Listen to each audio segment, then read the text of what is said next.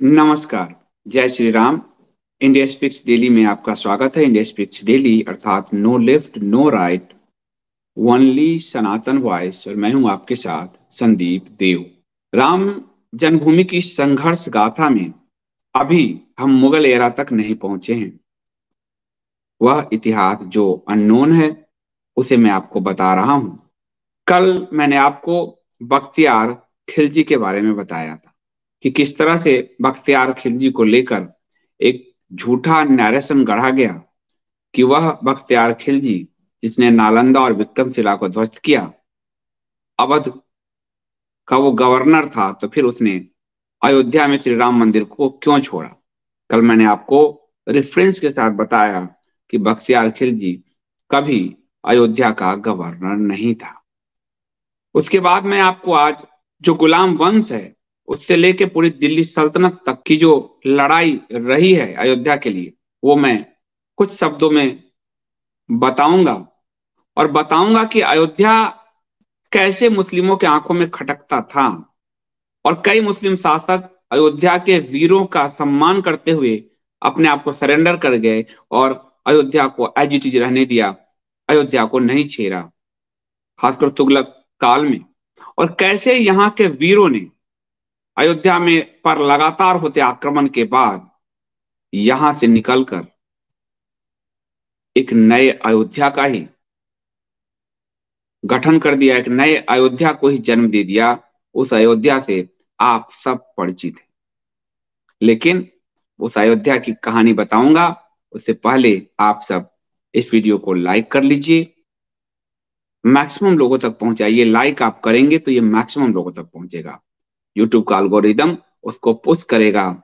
यह इतिहास की वो झांकी है जिससे हर हिंदू को गुजरना चाहिए। इसको शेयर कीजिए मैक्सिमम लोगों तक, इसको आप सब्सक्राइब करिए और बेल आइकन घंटी को दबाइए और उसमें ऑल का बटन पुश कीजिए, पर्सनलाइज्ड का नहीं, ऑल का। ज्वाइन बटन से इस चैनल को बचाए रखिए। यह एक सांस्कृतिक लड़ाई में आपका उपकरण है। साथ ही यदि आपको इंडिया स्पीक्स डेली की पत्रकारिता, खरी खरी पत्रकारिता पसंद है तो आप कंटेंट का एक छोटा सा मूल्य चुकाइए। यहाँ कोई विज्ञापन नहीं चलता, तो कंटेंट का एक छोटा सा मूल्य 100 रुपीज पर मंथ का आप जरूर चुकाइए ताकि इस सिस्टम को स्मूथली चलाया जा सके। साथ ही अयोध्या की राम जन्मभूमि की संघर्ष गाथा को आप लोगों ने जो प्रेम और स्नेह दिया है, इसको स्पॉन्सर कर रहे हैं, उन सब का मैं हृदय से धन्यवाद करता हूं। आज एपिसोड नंबर 13 को नितिन भाई नायक और कोकिलाबेन नायक जी ने प्रायोजित किया है। दोनों बुजुर्गों के चरणों में नमन। आप दोनों को बहुत बहुत धन्यवाद कि आपने इस धर्म की यात्रा में अर्थ से सपोर्ट किया है। तो नितिन भाई नायक और कोकिलाबेन जी नायक को बहुत बहुत धन्यवाद। मैं लौटता हूं इस प्रोमो के बाद और बताऊंगा कहां अयोध्या के वीरों ने एक नई अयोध्या बसा दी।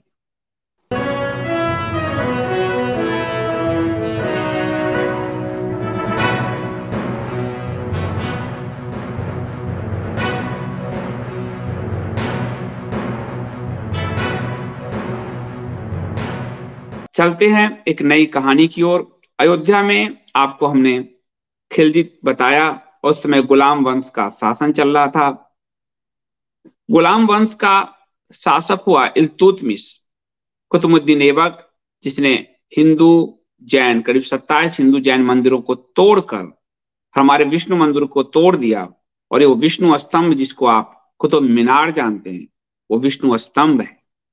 और वहां पर भगवान विष्णु की नाभि से जो ब्रह्मा जी निकल रहे हैं उसकी पूरी परिकल्पना है। और कहते हैं वराह मिहिर ने उसको खगोल केंद्र बनाया था। उसके बाद उसका जो दामाद था इल्तुतमिश, वो गद्दी पर बैठा। इल्तुतमिश के समय एक बहुत बड़ा तुर्क का कवि भारत में एंट्री करता है, अमीर खुसरो। खुसरो की कविता आज भी लोग पढ़ते हैं। खुसरो उस समय, खुसरो ने जो अयोध्या का वर्णन किया है वो आपको बताता हूं। खुसरो अपने आप को हमेशा टर्किश इंडियन कहता था, और वह उसका पूरा परिवार तुर्क से माइग्रेट होकर भारत आया था इल्तुतमिश के काल में 1260 से 1236 एडी के आसपास। इल्तुतमिश को सबसे पहले पनाह दिया था प्रिंस मोहम्मद सुल्तान ने। और उस समय मंगोल जो हैं, चाइना के ऊपर जो मंगोल हैं और बड़े क्रूर जाति के थे, तो मंगोल ने आक्रमण किया। और मंगोल ने आक्रमण किया, उसमें प्रिंस मोहम्मद सुल्तान मारा गया और खुसरो को मंगोलों ने गिरफ्तार कर लिया। बहुत सारे मुसलमानों को मंगोलों ने काट दिया, खुसरो को जेल में रखा, बाद में खुसरो को छोड़ दिया। खुसरो के सिर से छत छीन चुका था, उसके जो पालनहार थे मोहम्मद सुल्तान, वो दुनिया छोड़ चुके थे। खुसरो को जब मंगोल ने छोड़ा तो वह दिल्ली आया और वह आमिर हातिम खान का मुलाजिम बन गया। आमिर हातिम खान सुल्तान बलबन का गवर्नर था और गुलाम वंश का जो सबसे प्रभावशाली शासक जिसको मानते हैं वो बलबन को माना जाता है। वो गुलाम वंश का शासक ही था। बलबन भी बड़ा ही गंदा दिखता था, लेकिन उसकी कूटनीति सूझ बहुत थी। तो बलबन ने आमिर हातिम खान को अवध का गवर्नर बनाया। यहां आपको अवध के गवर्नर के रूप में एक नियुक्ति मिलेगी। तो अवध का गवर्नर बनाया। हालांकि आपको मैंने बख्तियार खिलजी के समय भी बताया था कि बख्तियार खिलजी के समय भी जो गवर्नर था अवध का और वाराणसी का, उसका नाम था मलिक हुसामुद्दीन अगुल बेग। तो यहां बलबन ने आमिर हातिम खान को अवध का गवर्नर बनाया और उसके साथ अमीर खुसरो अयोध्या गए। अमीर खुसरो ने अयोध्या की उस समय की जो सुंदरता का वर्णन किया है वो देखने योग्य है, और यह ईश्वर कुणाल की पुस्तक रिविजिटेड अयोध्या में आपको मिलेगा। उसने कहा कि अवध बहुत ही सुंदर है और वह यहाँ के जो गार्डन हैं, बाग बगीचे हैं, वो बहुत ही सुंदर हैं। उसने कहा कि सरयू नदी का बहाव, सरयू नदी के किनारे ये शहर बहुत ही सुंदर बसा हुआ है। उसने कहा कि यहाँ के लोग बड़े खुश रहते हैं, बड़े प्रसन्न रहते हैं, और यहाँ के बगीचों में तरह तरह के फूल लगे हुए हैं, तरह तरह के फल से लदे हुए वृक्ष हैं, अंगूर के पेड़ हैं, संतरे का पेड़ है, और इन सब का भारतीय नाम है, केला है, आम है। और यहाँ के लोग बड़े मानवीय हैं, एक दूसरे की सहायता करते हैं, बड़े दयालु किस्म के हैं। और वो लिखता है कि यहाँ के लोग आतिथ्य के लिए जाने जाते हैं, वो अपने अतिथि को अपने दरवाजे से भूखे नहीं जाने देते। ये तब है जब भारत के दिल्ली सल्तनत में गुलाम वंश स्थापित हो चुका है। हम भारतीय क्या थे जिसको आज असहिष्णु कहा गया लेफ्ट और इस्लामिस्टों द्वारा, और उनके दबाव में भारत की सरकार ने कानून बना दिए, मॉब लिंचिंग पे कानून, हमें बदनाम करने के लिए। और अमीर खुसरो भगवान राम से बड़े इंस्पायर्ड थे, क्योंकि अयोध्या राम की भूमि और राम का ही नाम रामधुन हमेशा चलता था। तो उन्होंने एक अपना दोहा लिखा, वक्त बेवक्त मोहे बाकी आस, वक्त बेवक्त मुझे उसी की आस है, रात दिन वह रहत मेरे पास, और वो रात दिन मेरे पास रहता है, मेरे मन को करत सब काम, मेरे मन के सारे उथल पुथल को वो दूर कर देता है। हे सखी साजन, हे सखी, क्या वो मेरा साजन है? ना सखी राम। तो अमीर खुसरो के कई गजल हम सबने सुने हैं। राम की कितनी सुंदर व्याख्या उन्होंने की कि जो वक्त बेवक्त मुझे, यानी राम का धुन उनके अंदर, और उन्होंने हमेशा अपने आप को इंडियन कहा। अमीर खुसरो में कई और चीजें भी थी, पर जो अच्छी चीजें हैं वो मैंने आपको बताई। और अमीर खुसरो के बाद एक फिर पूरे गुलाम वंश के बाद खिलजी पीरियड आता है, खिलजी वंश आता है। खिलजी वंश में अयोध्या को नहीं छेड़ा गया, तुगलक सुल्तान के समय भी उसको नहीं छेड़ा गया, और मोहम्मद बिन तुगलक भारतीय मुस्लिम जो दिल्ली सल्तनत उसमें पहला सुल्तान था दिल्ली का, जिसने कई हिंदू बड़े पदों पर हिंदुओं को अपॉइंट करने का सिलसिला शुरू किया है। और चुनार के शिलालेख के अनुसार हिंदू रायराज सुल्तान के वजीर थे, और मोहम्मद बिन तुगलक वो पहला मुस्लिम सुल्तान था जिसने हिंदुओं के फेस्टिवल में भाग लेना शुरू किया, उनके फेस्टिवल को मनाना शुरू किया, क्योंकि हिंदुओं की ताकत वो समझ गया कि हिंदू से यदि हम संघर्ष करेंगे तो हम टिक नहीं पाएंगे। हिंदू इतने वीर जाति के, हमें जो कहा गया बार बार कि हम हारते रहे, नहीं जी, हम इतने वीर जाति के थे। और इसलिए वह होली में उसके शामिल होने का, जनता के बीच जाने का रिकॉर्ड मिलता है। बहुत सारे इतिहासकार इस बारे में लिखते हैं। और फिरोज शाह तुगलक के बाद अवध को, यानी अवध की जो कैपिटल था अवध, उसको अयोध्या से जौनपुर में शिफ्ट किया 1359 ईस्वी में। यानी अवध प्रांत का की जो राजधानी थी, जैसे मान लिया अभी दिल्ली तो ही हुआ और उत्तर प्रदेश प्रांत की राजधानी कहां, लखनऊ। तो पहली बार फिरोज शाह तुगलक ने अवध प्रांत की राजधानी को अयोध्या से, उसने एक नया शहर बसाया जौनपुर, और जौनपुर में उसने शिफ्ट किया। और उसके समय एक सूफी संत था रोशन चिराग, और सूफी संत हमेशा इनके साथ चलते थे, धर्मांतरण आदि में आप समझ ही सकते हो।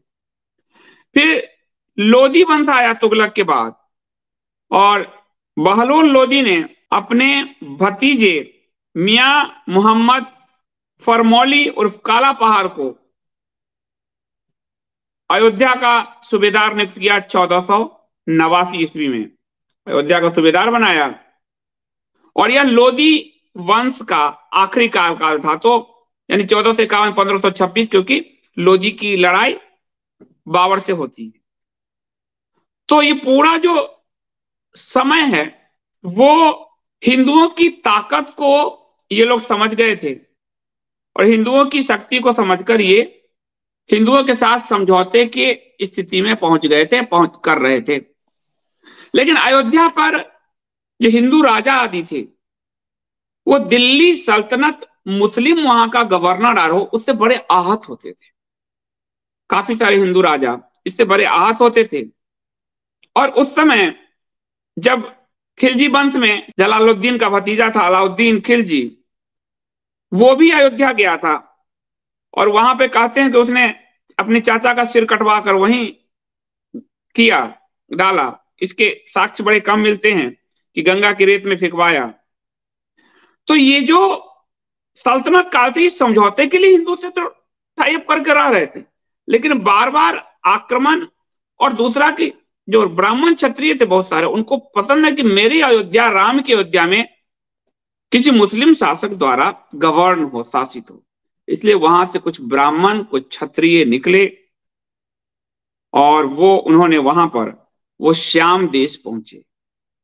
श्याम देश यानी थाईलैंड, आज का थाईलैंड, दक्षिण पूर्वी एशिया, और इसकी पूर्वी सीमा पर लाओस, कंबोडिया है, मलेशिया है, दक्षिणी सीमा पे, पश्चिमी सीमा पर म्यांमार है।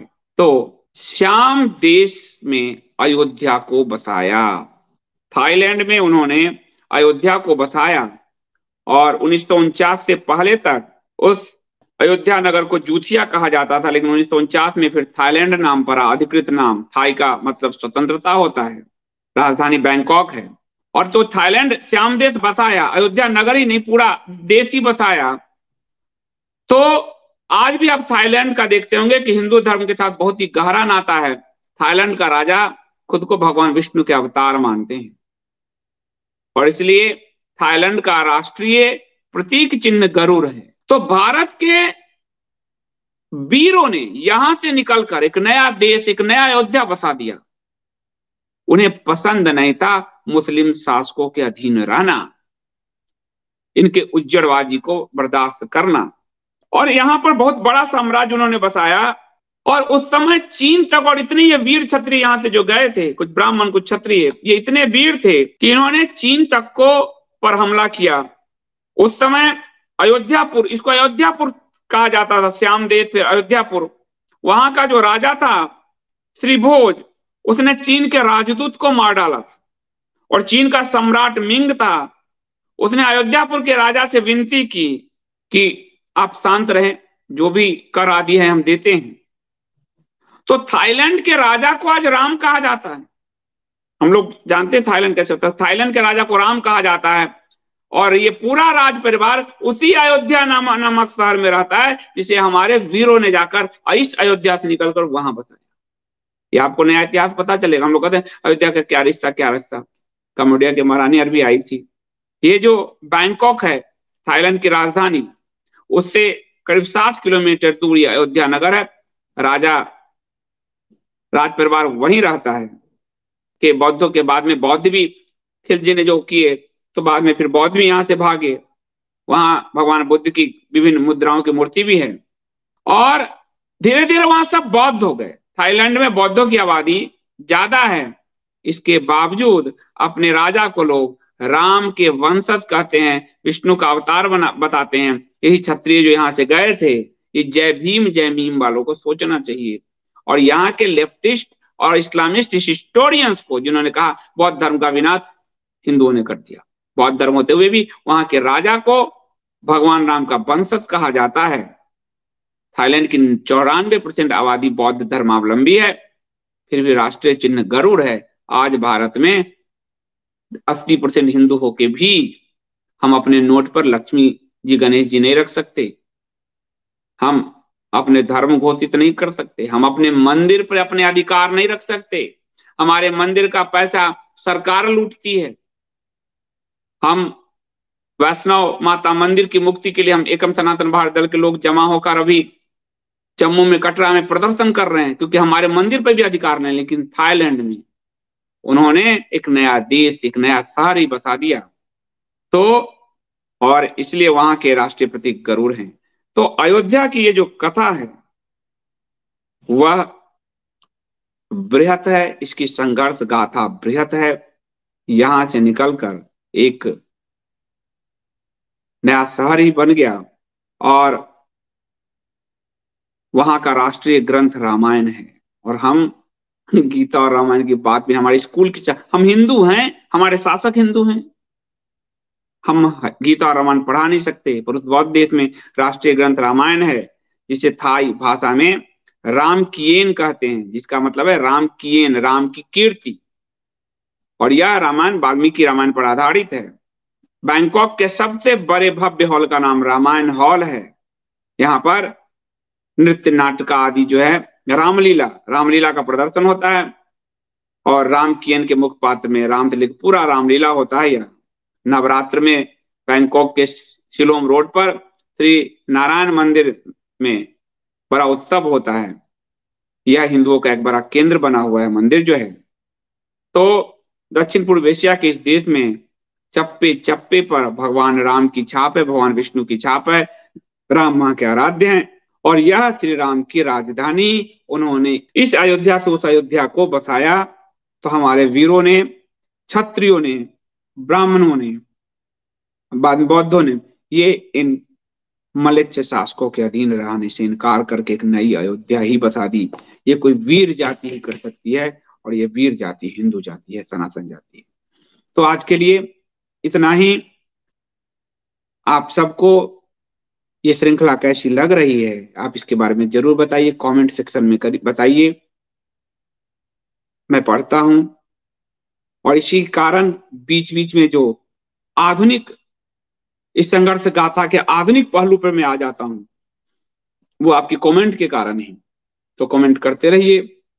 आप सब इस श्रृंखला को प्रायोजित कीजिए। प्रायोजित करने के लिए आप सब अमरदीप से 8826291284 पर संपर्क कर सकते हैं।